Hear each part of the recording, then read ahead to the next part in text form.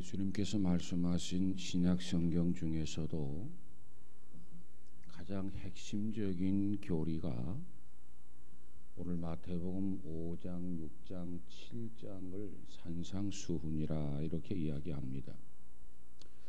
그 중에서도 오늘 5장 1절에서 3절, 특별히 3절은 제일 먼저 주신 교훈이 오늘 본문 3절의 내용입니다. 오늘 본문에 보면 심령이 가난한 자는 복이 있다. 그리고 천국이 저희 것임이라 그랬습니다. 심령이 가난한 자가 복이 있다. 여기서 심령이라고 하는 말은 영으로도 번역될 수 있습니다. 영이 가난한 자는 복이 있다. 천국이 저희 것입니다. 뿐만 아니라 마음으로도 번역이 가능합니다. 마음이 가난한 자는 복이 있나니 천국이 그들의 것입니다. 여러분, 예수님께서 이 땅에 왜 오셨습니까? 예수님께서 이 땅에 오신 것은 무엇보다도 우리에게 복을 주시려고 오셨어요. 복을. 사도행전 3장 25절 이하에 보면 너희는 선지자들의 자손이요 또 하나님이 너희 조상으로 더불어 세우신 언약의 자손이라.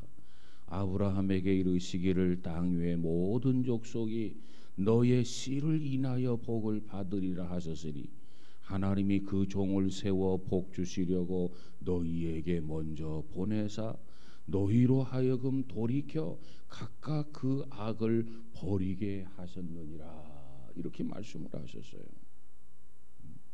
오늘 이 말씀의 의미는 뭐냐면 이 땅 위의 모든 족속은 아브라함의 씨로 인해서 복을 얻는다. 복을 받으리라. 이 말씀입니다. 아브라함의 씨. 그럼 아브라함의 씨는 누구를 지칭하느냐? 예수 그리스도를 의미합니다. 와, 예수님께서는 아브라함의 후손으로 이 땅에 오셨습니다. 그렇기 때문에 우리가 아브라함이 가졌던 그 믿음을 갖게 되면은 축복의 조상이 될 수가 있습니다. 우리는 하나님의 축복을 나누어 주는 자입니다. 우리는 복음을 주는 자이어야 합니다. 요한복음 10장 10절 이하에 보면 예수님이 하신 말씀 중에 이런 말씀이 있어요. 도적이 오는 것은 도적질하고 죽이고 멸망시키려는 것뿐이요 내가 온 것은 사람으로 하여금 양으로 하여금 생명을 얻게 하고 그 생명을 더 풍성하게 하려고 오셨다. 이렇게 얘기하셨어요. 그렇습니다. 주님이 왜 오셨습니까? 우리에게 생명을 주시려고 오셨습니다. 뿐만 아니라 주님께서는 생명을 얻은 자에게는 더 풍성하게 하시려고 이 땅에 오셨다 그 말이에요. 이처럼 복을 주시려고 하시는 예수님, 복을 주시려고 오신 그 예수님께서 뭐라고 하느냐? 오늘 본문에 보니까는 이렇게 말씀을 합니다. 심령이 가난한 자가 복이 있다. 어떤 사람이 복이 있다고 얘기합니까? 심령이 가난한 자가 복이 있다. 정말 주님께서 이 땅에 복을 주시려고 오셨는데 그 복을 받을 수 있는 사람이 누구냐 말이에요. 어떤 사람이 그 복을 받을 수 있느냐? 오늘 성경은 말하기를 심령이 가난한 자가 복이 있다. 심령이 가난한 자에게 어떤 복을 주십니까? 천국이 저희 것이라 그랬습니다. 그러면 심령이 가난하다. 심령이 가난한 사람은 어떤 사람을 의미하느냐? 어떤 사람이 되어야 천국이 저희 것이 될 수 있느냐 그 말이에요. 무엇보다도 심령이 가난하다라고 하는 말은 저체로 마음이 겸손한 것을 가리킵니다. 마음이 겸손한 사람.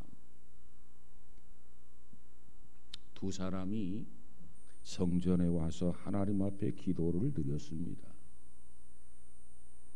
그 중에 한 사람은 바리새인이고 또 한 사람은 세리라고 하는 사람이었습니다. 그런데 먼저 이 바리새인이 하나님 앞에 기도합니다. 뭐라고 기도를 합니까? 하나님이여, 나는 다른 사람들, 그 토색, 불의, 간음하는 자들과 같지 아니하고 또 이 세리와 같지 아니함을 감사하나이다. 감사 기도를 했어요. 그러면서 말하기를 나는 일에 2번씩 금식하고 일주일에 2번씩 금식한다는 거죠. 그리고 또 소득의 11조를 드리나이다. 이렇게 기도를 합니다. 이 기도가 누구의 기도이냐? 바리새인의 기도였습니다.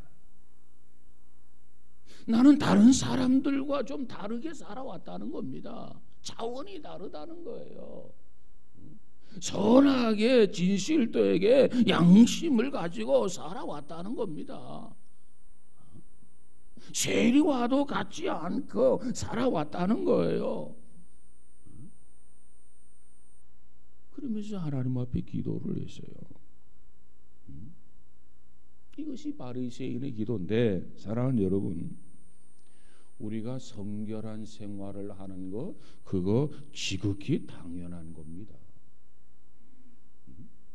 하나님을 믿지 않는 사람도 이 땅에 살아가면서 그저 정직하게 진실하게 살아야지요.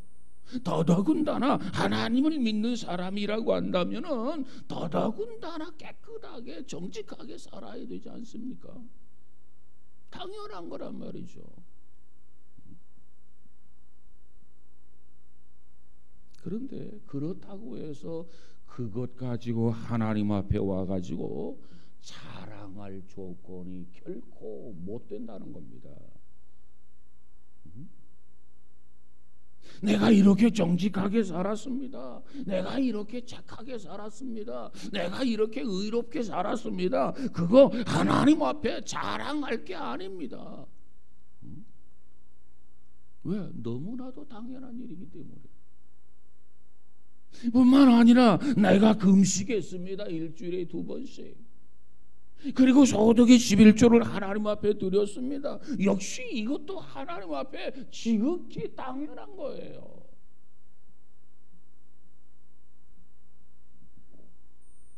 그렇기 때문에 그거 가지고 와서 하나님 앞에 자랑하는 것, 그것 거만이고, 그거 교만이고, 그거 독선이고, 그거 위선입니다.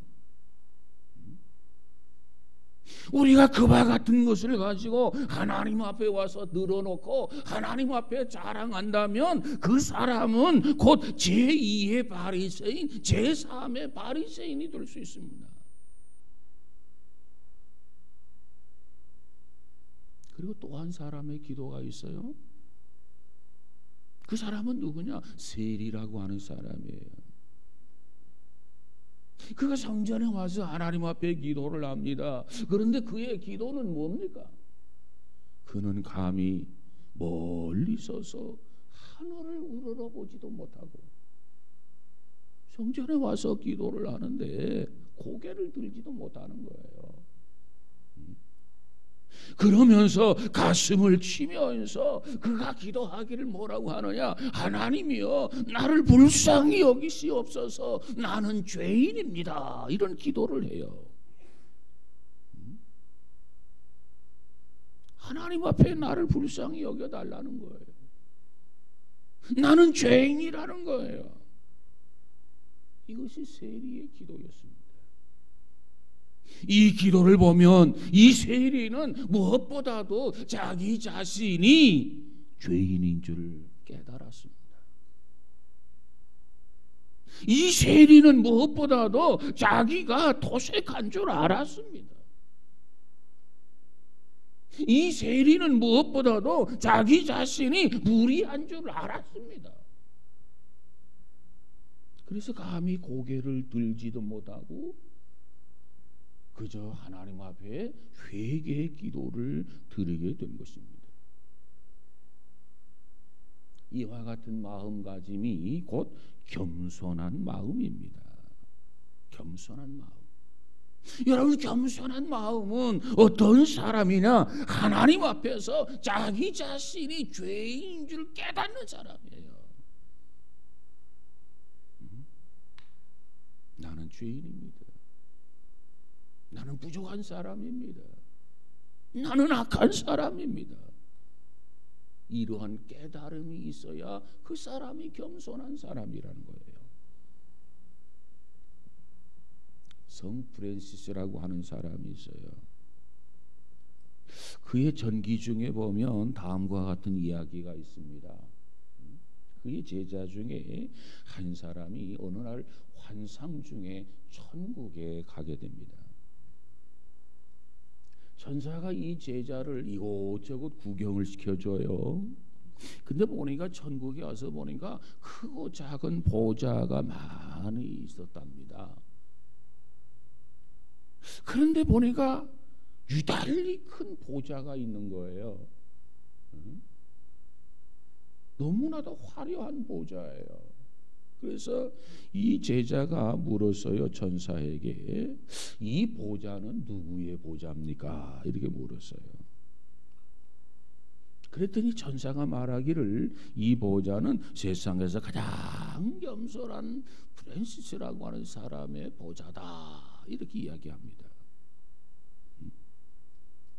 그 말을 듣고 제자는 자기의 스승이기는 하지만은 자기 스승이 그렇게 높아지는 것에 대해서 은근히 시기하는 마음이 생겼어요. 그리고 나서 이 프랜시스에게 이렇게 물어요. 선생님은 선생님 자신을 어떤 사람이라고 생각을 하십니까? 이렇게 물었어요, 제자가. 그러니까 이 프랜시스코가 뭐라고 얘기하냐면은 나는 세상에서 가장 악한 사람일세. 나는 가장 큰 죄인이야, 이렇게 이야기를 합니다. 그 이야기를 듣고 제자가 말하기를 선생님 그것은 위선입니다. 선생님 그것은 거짓입니다. 이 제자가 당돌하게 스승에게 그렇게 이야기합니다.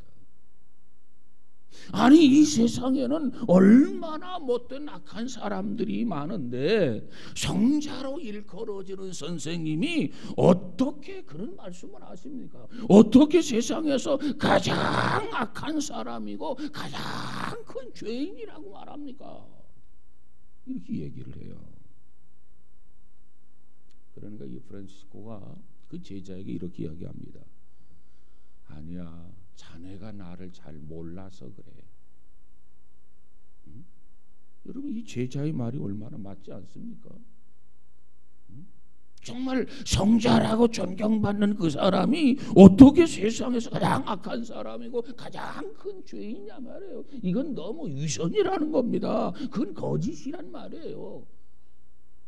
근데 선생님이 말하기를 아니야, 그것은 자네가 나를 잘 몰라서 그럴 것에 나는 참으로 큰 죄인일세. 그런 얘기예요. 그러면서 뭐라고 하냐면, 만약 하나님께서 내게 베풀어 주신 그 은혜를 다른 사람, 나 아닌 제3자 다른 사람에게 베풀었다고 한다면 그들은 나보다도 훨씬 더 훌륭한 사람이 되었을 것이에요.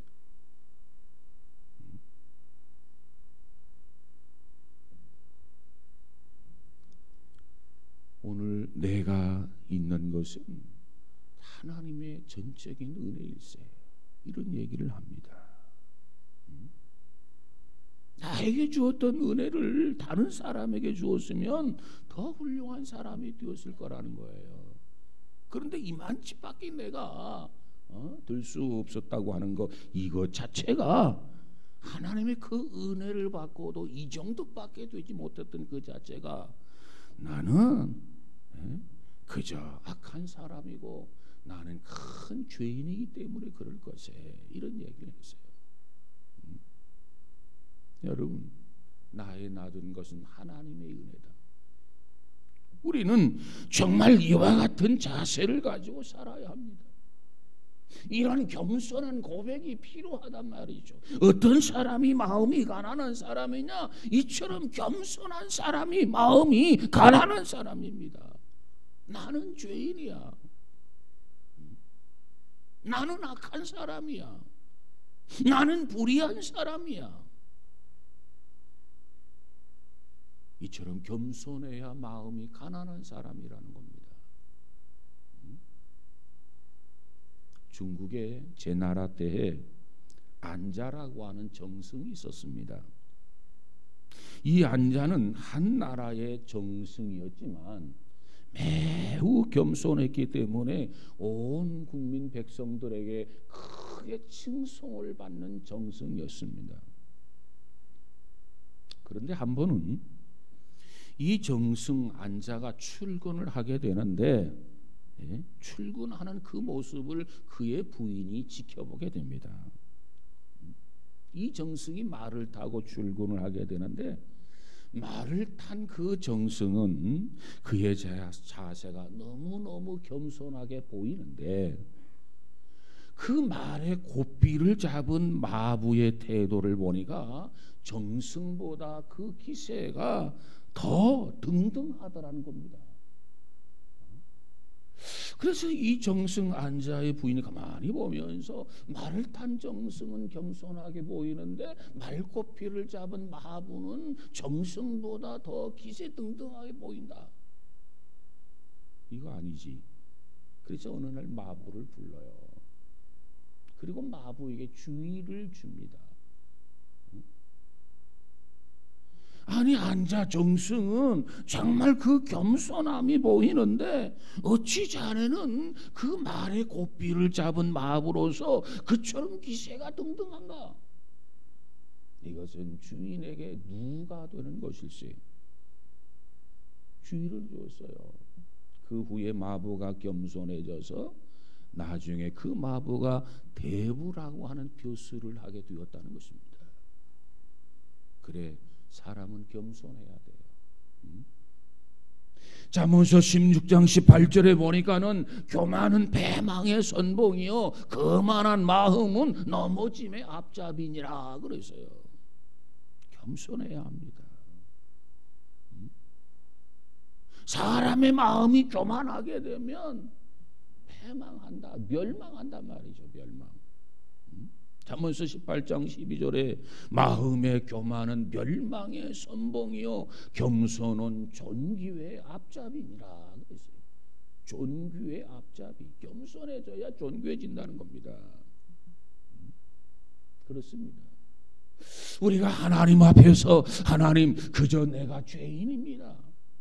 우리는 무엇보다도 죄인을 깨달았을 때 우리는 겸손해지는 것이고 정말 겸손해서 기도하게 될 때 하나님이 우리의 기도를 들으시고 우리를 축복하시고 우리를 높여주시고 우리에게 하나님의 은혜가 충만해지게 되는 것 믿으시기를 주의 이름으로 축원합니다. 죄인인 줄 알아야 돼요. 그것이 겸손한 겁니다. 그것이 마음이 가난한 자예요. 그 다음에 두 번째로 마음이 가난한 자가 될 때 주님을 만날 수 있어요. 주님을 만나면 더더욱 겸손해지게 됩니다. 여러분, 우리가 잘 아는 삭개오라고 하는 사람, 여리고 성의 세무서장인 삭개오는 그가 그 지위를 이용을 해가지고 돈을 많이 벌었어요. 그리고 사회적인 명성도 얻었어요. 그런데 그가 어떻게 해서 돈을 많이 벌었느냐? 그가 토색을 했다는 겁니다. 토색. 이 도색이라고 하는 말이 무슨 뜻이냐면 자기의 지혜를 이용을 해가지고 남의 것을 빼앗는 것을 도색이라고 그렇게 이야기합니다. 돈이면 모든 것이 다 해결된다. 그것이 그 당시의 풍조였어요. 그러기 때문에 이 도색을 서슴지 않았어요.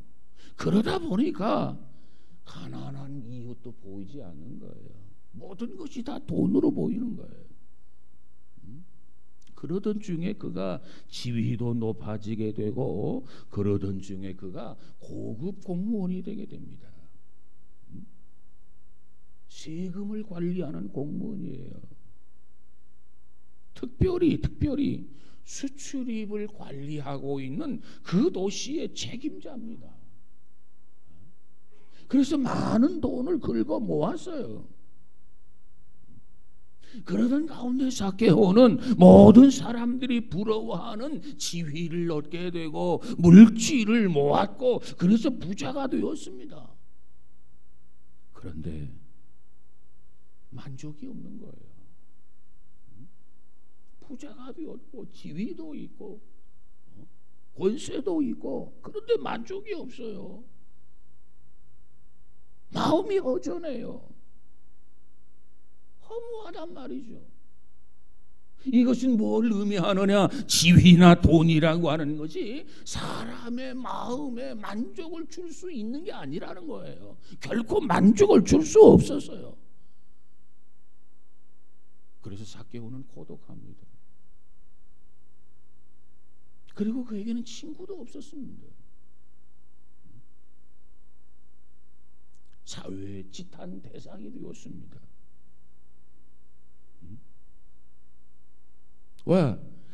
당시의 세금을 관리하는 그러한 공무원은 그저 한마디로 말하면 허가받은 도둑놈이라는 인식 때문에 그렇습니다. 더더욱 외롭단 말이에요. 더더욱 고독하단 말이에요. 더더욱 만족이 없단 말이에요. 그런 가운데 어느 날 예수님에 관한 소문을 듣게 됩니다. 예수님이란 분이 계시는데 그분은 죄인들과 같이 잡수시고 자원해서 죄인들의 친구가 되시고 죄인들의 죄를 용서하시고 죄인들과 함께 교제하기 원하는 그 예수님에 관한 소문을 듣게 돼요. 여러분, 죄인들과 같이 잡수기를 원하는 사람 세상에 누가 있겠어요? 되도록이면 피하려고 하지. 죄인들의 친구가 된다? 죄인들의 죄를 용서해 준다? 보통이 아니잖아요. 그런 가운데 삭개오가 내가 이렇게 허전하게 살아갈 수가 없다. 내가 이렇게 허무하게 인생을 살아갈 수 없다. 그런 가운데 그 예수님을 만나야겠다고 마음에 결심을 하게 됩니다.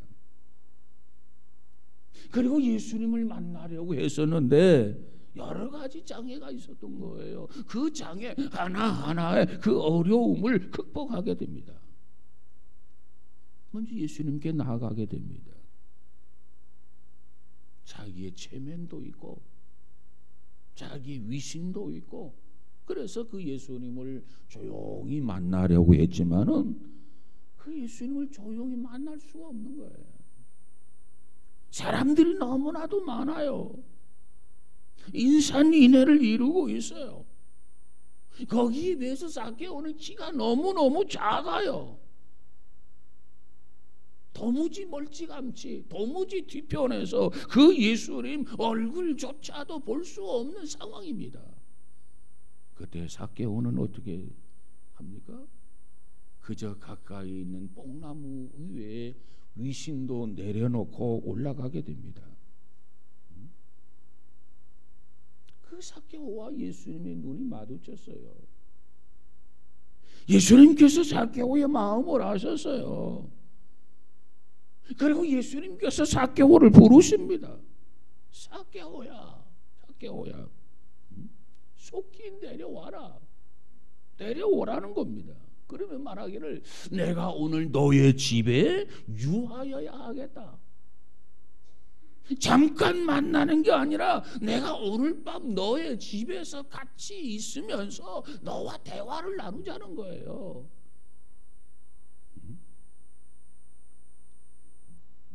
그래서 삭개오가 예수님을 만나게 돼요. 그런데 이 삭개오가 예수님을 만나고 난 다음에 이 삭개오의 회개하는 모습을 한번 보시기 바랍니다. 예수님을 만났던 삭개오가 스스로 자진해서 뭐라고 말합니까?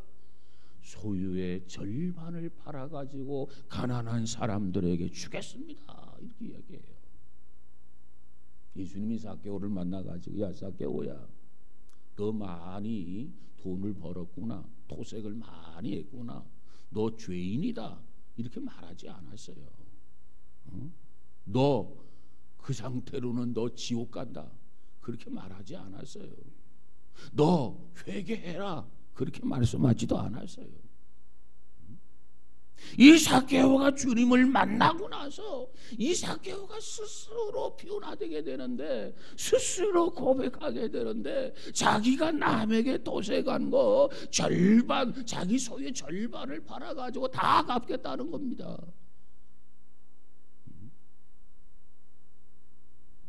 예수님을 만났던 삭개오가 자진해서 자기의 죄가 뭔 줄 아는 거예요. 자기의 죄를 깨달은 거예요. 그래서 삭개오가 이전에 보지 못했던 최고의 겸손해진 사람으로, 낮아지는 사람으로 등장하게 됩니다. 여러분, 누구든지 그래요. 예수님을 만나면 이처럼 마음이 가난해지게 됩니다. 누구든지 예수님을 만나면 이처럼 겸손해지게 되어 있어요. 누구든지 예수님을 만나면 이렇게 낮아지게 되어 있단 말이죠. 누구든지 예수님을 만나면 자기의 죄를 스스로 알렸다 깨닫는 거예요. 어둠 속에는 자기에게 무엇이 더러운지를 찾지를 못하지만 빛 가운데서는 얼굴의 어느 부분이 더러운지 알 수 있는 거 아니겠습니까? 여러분, 오늘 이 시대에 살아가는 현대인들의 모습을 보세요. 오늘 이 삭개오의 모습이 바로 오늘 현대인들의 모습이라고 생각되지 않으십니까? 그저 수단과 방법을 가리지 아니하고 돈만 벌면 된다, 마약이라도 팔아서 돈만 벌면 된다, 그저 쾌락과 만족을 위해서 돈만 벌면 된다, 이것이 오늘 이 사회의 모습이 아니냐 그 말이에요. 오늘 우리가 사는 이 사회가 얼마나 살벌한지 몰라요. 그저 돈이면 다 해결된다. 그저 돈. 오늘 이 사회의 지배층들이 가지고 있는 의식구조, 돈이면 된다라고 하는 그 의식을 가지고 있는 사람들이 지배하고 있지는 않습니까? 그러나 아무리 세상의 것을 가졌다 손치더라도 이 세상적인 것을 가지고는 결코 만족할 수 없음을 알아야 합니다. 여러분, 성경에 솔로몬이라는 인물을 우리가 알잖아요. 이 솔로몬이 모든 것을 다 경험을 했어요. 이 세상적인 것 경험하지 못한 것이 무엇이 있습니까? 모든 것을 경험했던 그 솔로몬이 뭐라고 표현합니까? 헛되고 헛되니 모든 것이 헛되도다. 내가 가져봤는데, 내가 소유해 보았는데, 내가 지배해 보았는데, 내가 누려 보았는데, 누려보고 나니까 헛되고 헛된 거, 헛되고 모든 것이 헛되다는 거예요. 삭개오가 이걸 깨달았어요. 그래서 그가 예수님을 만났어요. 예수님을 만나는 순간 그 마음속에 가졌던 인간의 욕심을 다 버렸어요. 이것이 삭개오의 모습이에요. 그의 마음을 비웠어요. 그가 스스로 겸손해졌어요. 그랬더니 예수님께서 뭐라고 말합니까?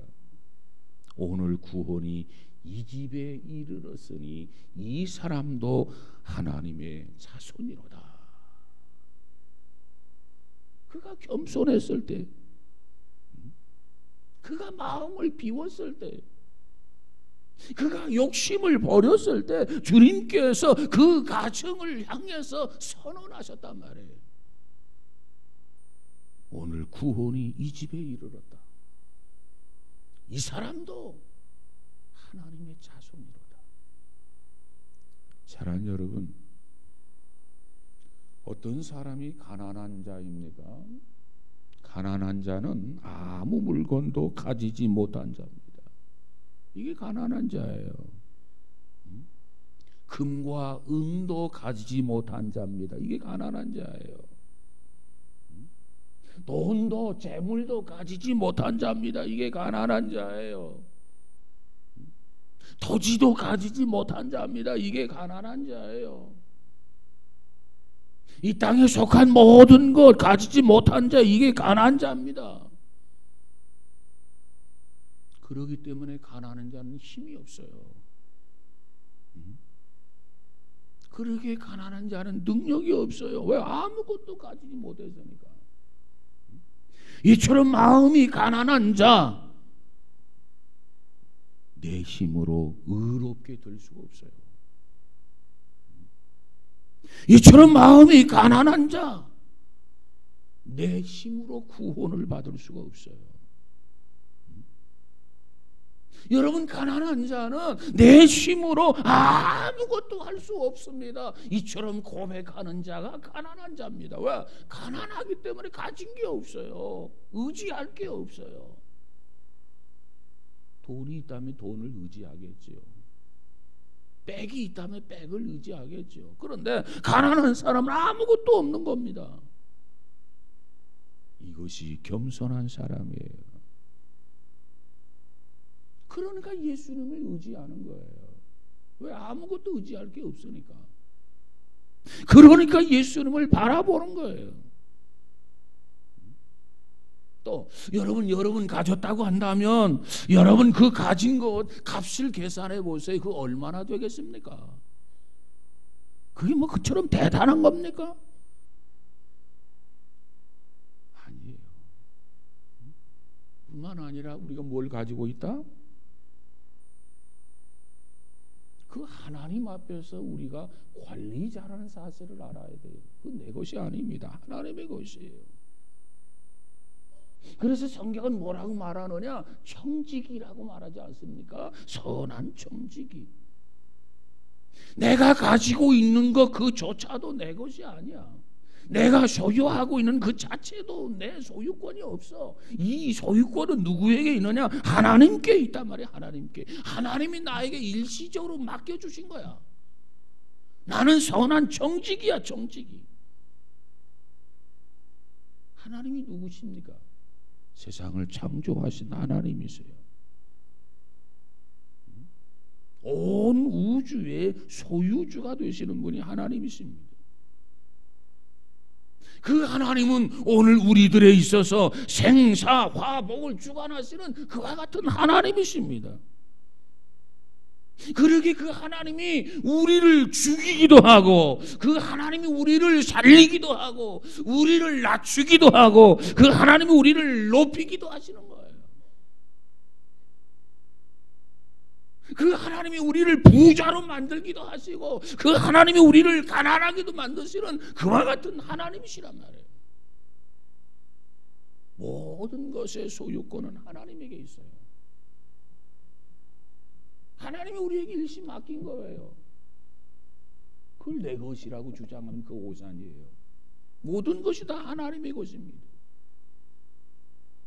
하나님이 세상을 만들었고 하나님께서 세상을 섭리하고 계시고 모든 이 우주의 소유권이 하나님의 것이란 말이에요. 하나님의 것.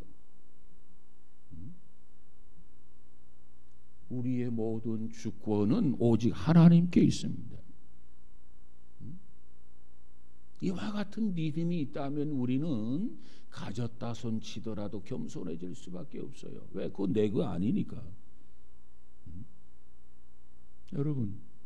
여러분이 가진 물건이 무엇입니까? 여러분은 어떤 직장에 다니십니까? 여러분의 학식은 남보다 얼마나 풍부합니까? 여러분은 어떠한 재능을 가지셨습니까? 그렇다면 지금까지 그 모든 것을 어떤 목적을 위해서 사용을 하셨습니까? 오늘 내 것처럼 사용하지는 않으셨습니까? 그거 잘못된 거예요. 모든 것의 소유권은 하나님에게 있어. 하나님에게. 내 것으로 알고 사용하면 안 돼요. 하나님의 것으로 알아야 돼요. 하나님의 것으로 알고 하나님을 위해서 사용해야 돼요. 하나님을 위해서 사용한다고 하는 말, 그 말이 뭐냐? 하나님의 영광을 위해서 사용해야 된다 그 말이에요. 혹시 자기 영광을 위해서 사용하지는 않았습니까? 자기 이름을 드러내기 위해서 사용하지는 않았습니까? 자기 자랑을 늘어놓기 위해서 사용하지는 않았습니까? 그거 빗나간 거예요. 그거 잘못된 거예요. 여러분, 욥이라고 하는 사람이 뭐라고 고백을 합니까? 내가 벌거벗고 세상에 왔다, 그 고백을 해요. 내가 적신으로 세상에 왔다는 겁니다. 맨 몸뚱아리로 우리가 세상에 오지 않았습니까? 아무것도 가지고 온 것이 없습니다. 그러면서 벌거벗은 채로 다시 가게 될 것이다. 이것이 욥의 고백입니다. 우리는 빈손으로 왔기 때문에 빈손으로 가게 돼요. 이건 진리입니다. 진리. 이 진리를 잊으면 안 돼. 우리는 매일매일 시간마다 우리는 빈몸으로 왔기 때문에 빈손으로 가게 된다. 적신으로 왔기 때문에 적신으로 돌아가게 된다. 이건 진리야. 진리. 어느 누구도 여기서 벗어날 수가 없어요. 그런데 하나님께서 우리에게 먼저 사랑을 하십니다. 사랑을 주세요. 그리고 우리에게 물질을 주십니다. 그리고 우리에게 재능을 주십니다. 그리고 우리에게 돈을 주십니다. 이 모든 것을 가지고 주님을 위해서 사용해야 된단 말이에요. 그것을 알고 그렇게 살아가는 사람이 누구냐? 겸손한 사람입니다. 그것이 지혜로운 사람이란 말이죠. 우리는 이처럼 살아가야 돼요. 그러면 이와 같이 가난하게, 이와 같이 겸손하게 사는 사람에게는 하나님이 축복을 약속을 하셨어요. 뭐라고 말합니까? 천국이 그들의 것이다. 그렇게 사는 자들에게 천국이 주어진다는 겁니다. 오늘 우리가 세상에서 그렇게 살아가게 될 때 우리에게 천국이 소유하게 된다는 겁니다. 천국을 소유하는 복을 받게 된단 말이에요. 어떤 사람이 천국에 갈 수 있습니까? 마음이 가난한 사람에게 천국이 갈 수 있어요. 마음이 가난해야 돼요. 왜? 마음이 가난하지 아니하면 죄인인 것을 깨닫지를 못해요. 죄인인 것을 깨닫지 못하면 예수 그리스도를 영접하지 못해요. 여러분, 바리새인들은 예수를 영접하지 못한 사람이에요. 우리는 세리와 같은 사람이 될 때, 스스로 죄인인 것을 깨닫게 될 때, 정말 예수 그리스도가 나의 구세주고 구세주의 필요성을 느끼고 그 구세주를 마음속에 영접하게 된단 말이에요.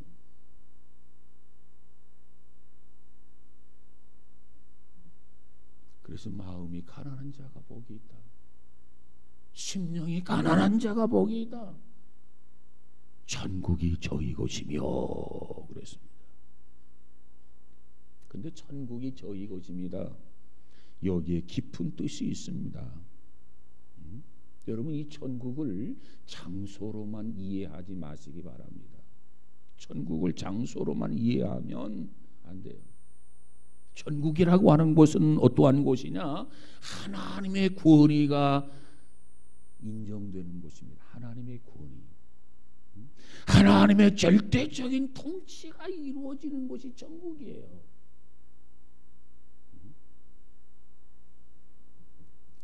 그러면 천국, 하나님의 통치가 이루어지는 곳이 천국인데 하나님의 통치가 이루어지지 않는 곳이 있습니까? 있지요. 하나님의 통치가 이루어지지 않는 곳이 어디입니까? 하나님은 온 우주를 창조하시고 온 우주를 섭리하시고 온 우주를 주재하고 계시지만은 그 하나님의 통치권이 행사되지 않는 곳이 있어요. 하나님의 지배와 하나님의 통치가 이루어지지 않는 곳, 그곳이 어디입니까? 그것은 하나님의 손길을 거절하는 곳입니다. 하나님의 손길을 거절하는 것. 여러분, 내가 예수 그리스도를 스스로 영접하지 아니하면 하나님을 우리 마음속에 모실 수가 없어요. 다시 말하면 예수님을 거절하게 되면 하나님은 우리 마음속에 들어오실 수가 없단 말이에요.